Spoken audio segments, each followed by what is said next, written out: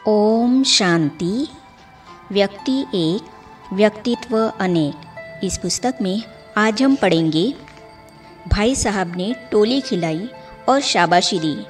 इस विषय पर रूस के मास्को तथा उसके आसपास के सेवा केंद्रों की निर्देशिका ब्रह्मा कुमारी सुधा बहन जी जगदीश भाई के साथ के लंबे समय के अपने संस्मरण इस प्रकार सुना रही है। तो चलिए आज हम इसे पढ़ते हैं। मुझे ज्ञान में आए 2 साल हुए थे। गुलजार दादी जी पांडव भवन चली गई। उस समय चक्रधारी दीदी कहीं बाहर जाने वाली थी, तो उन्होंने कहा कि मैं 1 हफ्ता बाहर जा रही हूँ। मेरे आने तक तुमको सेंटर में रहना है। तुमको रोज़ मुरली सुनानी है और आए हुए जिज्ञासुओं को कोर्स कराना है। मैंने कहा ठीक है। मैं कोर्स कराने की तैयारी करने लगी। उन दिनों सुबह की क्लास 5:30 बजे शुरू होती थी। क्लास में आने वाले भाई बहनें तो बाबा के पुराने बच्चे थे। वे मेरे माता पिता की उम्र वाले थे।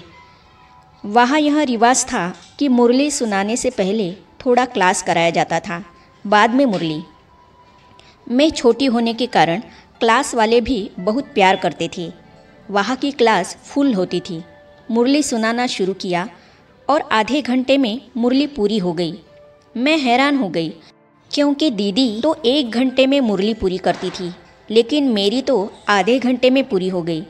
फिर मैंने भाई बहनों से पूछा कि दूसरी मुरली भी पढ़ लूँ। उन्होंने कहा हाँ पढ़ लो। मैंने पढ़ ली। क्लास के भाई बहनें बहुत खुश हो गए। मेरी बहुत प्रशंसा करने लगे कि आपने बहुत अच्छी मुरली सुनाई। कुछ भाई बहनों ने जगदीश भाई जी के पास जाकर भी बता दिया कि यह कुमारी तो बहुत बढ़िया मुरली सुनाती है। मुझे तो पता नहीं था कि मैंने क्या पढ़ा, कैसे पढ़ा, लेकिन क्लास के भाई बहनों के समर्थन ने मेरा उमंग उत्साह बहुत बढ़ा दिया। फिर जगदीश भाई जी ने टोली खिलाई, शाबाशी दी। क्लास पूरी ही हुई थी कि एक कोर्स वाला आ गया। पहले ही मैंने एक पर्ची में पॉइंट्स नोट करके रखे थे, वो उसको सुना दिए। उसके बाद दूसरा आया, उसके बाद तीसरा, फिर चौथा। पहले दिन ही मैंने दिन के 12 बजे तक 4 लोगों को कोर्स कराया। इस प्रकार सेंटर की सेवा के साथ साथ मेरी लौकिक पढ़ाई भी चलती रही। मेरी कॉलेज की पढ़ाई पूरी हो गई। यूनिवर्सिटी में पढ़ने लगी, लेकिन अलौकिक पढ़ाई तथा सेवा में बहुत रुचि पैदा हो गई थी। ज्ञान सुनाना, योग कराना, ड्रामा, डांस सिखाना, कार्यक्रमों का आयोजन करना, कर्मणा सेवा तथा ऑफिस के काम करना, सब प्रकार की सेवा करने को मिली। भाई साहब काम के बहुत पक्के थे। भाई साहब बड़े कमाल के व्यक्ति थे। बचपन से ही मैं बहुत नाजुक स्वभाव की थी। भाई साहब काम के बहुत पक्के थे। अगर आपने उनसे कहा कि यह काम इतने समय में हो जाएगा, तो वह होना ही चाहिए। 1 मिनट भी देर नहीं होनी चाहिए। कई बार मेरे से ऐसा नहीं हो पाता था। कारण मैं बताती थी कि जिज्ञासुओं को कोर्स कराना था, फलाना काम अर्जेंट आ गया, उसको करना पड़ा, इसीलिए यह काम नहीं हो पाया। ऐसी बातों को वे पसंद नहीं करते थे। अगर आपने कहा है तो किसी भी परिस्थिति में करके देना चाहिए। कई बार वे सीरियस होकर कह देते थे तो मुझे रोना आ जाता था। रोना आता था तो मेरी आंखें सूज जाती थी, मोटी मोटी लाल लाल हो जाती थी। उसके बाद मैं न खाना खाती थी, न नींद कर पाती थी। फिर भाई साहब आकर मुझे मनाते थे, तो फिर खाना आदि खा लेती थी। जब तक मुझे खाना नहीं खिलाते थे, तब तक वे खुद भी नहीं खाते थे। खाना खाने के बाद मुझे हंसा लेते थे। जब तक हंसू नहीं, तब तक सामने से वे उठते ही नहीं थे। ऐसा सिर्फ मेरे साथ नहीं था, किसी का भी मूड ऑफ होता था तो जब तक वो ठीक नहीं होगा तब तक छोड़ते नहीं थे। उसका मूड ठीक करके ही वहाँ से उठते थे। एक बार की बात मुझे याद आ रही है। यह शुरू की बात है। भाई साहब ने मुझे लिखने का काम दिया। उसको लेकर मैं दूसरे कमरे में चली गई। वहाँ बलदेव भाई अर्थात जो जयपुर में रहते थे, बैठे थे। उन्होंने कहा मुझे अर्जेंट प्रेस में जाना है, लेकिन प्रूफ रीडिंग भी करनी है। क्या आप कर सकती है? बहुत अर्जेंट है। उनकी रिक्वेस्ट सुनकर मैंने सोचा उनको प्रेस जाना है तो उनका काम पहले करना चाहिए। तो मैंने प्रूफ रीडिंग करना शुरू किया। इसमें टाइम लग गया। 2 घंटे बीत गए। भाई साहब ने मुझे बुलाया और पूछा काम हो गया? मैंने कहा नहीं, उन्होंने पूछा, और कितनी देर लगेगी? मैंने कहा, अभी तो शुरू ही नहीं किया। उन्होंने पूछा, क्यों नहीं शुरू किया? मैंने कहा, बलदेव भाई ने यह काम दिया। उन्होंने कहा, जब मेरे से काम लिया था तो उनसे आपने कैसे लिया? मैंने कहा, भाई साहब, आप भी मेरे से बड़े हैं और वे भी मेरे से बड़े हैं। उन्होंने कहा कि मुझे अभी ही प्रेस में जाना है प्रूफ रीडिंग लेकर। भाई साहब ने कहा, ठीक है, वे भी बड़े हैं, उनकी बात मना नहीं करो, लेकिन क्या आपने यह बताया था कि जगदीश भाई ने भी मुझे काम दिया है? मैंने कहा, नहीं बताया। फिर भाई साहब ने कहा, अगर उनको पता होता तो आपको यह काम नहीं देते थे। मैं तो आपके लिए इंतज़ार कर रहा हूँ।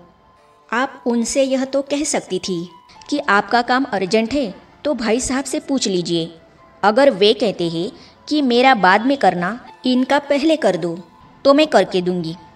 तब मैंने उनसे यह सीखा कि जिस काम के लिए हमने हाँ कहा है उसको पहले करना चाहिए।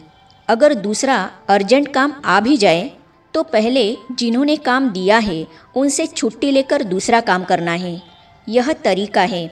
लव और लॉ का संतुलन भाई साहब के पास बहुत अच्छा देखने में आता था। वे मुश्किल से 2-3 घंटे विश्राम लेते थे। सन 1981 में दिल्ली में विश्व कल्याण महोत्सव हुआ था।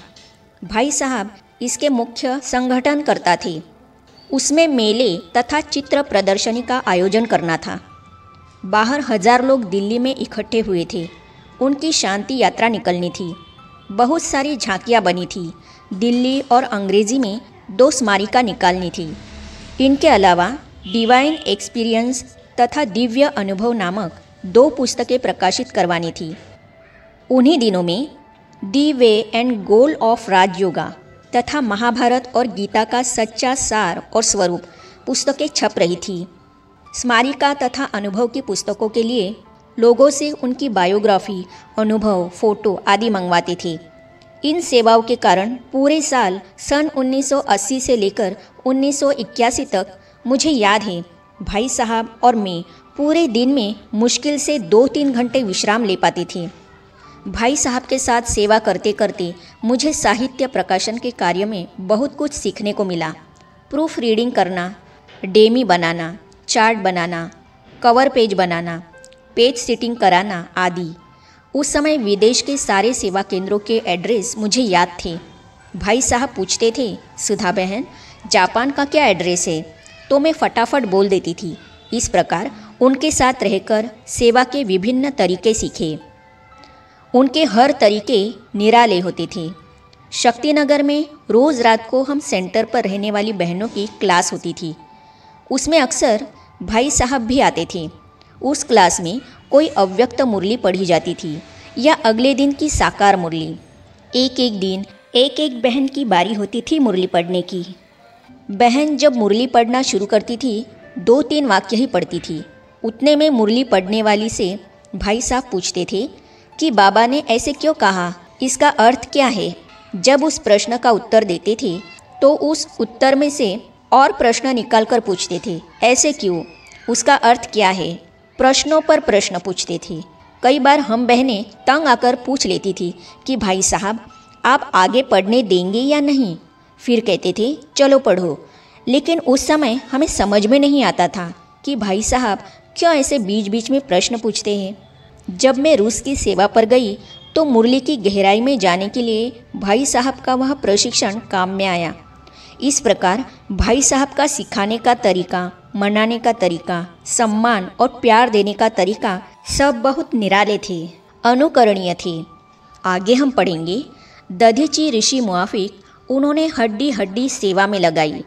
इस विषय पर दिल्ली पांडव भवन, करोल बाग के सेवा केंद्रों की तथा न्यायविद प्रभाग की निर्देशिका ब्रह्मा कुमारी पुष्पा बहन जी जगदीश भाई साहब के साथ के अपने अनुभव इस प्रकार सुनाती हैं।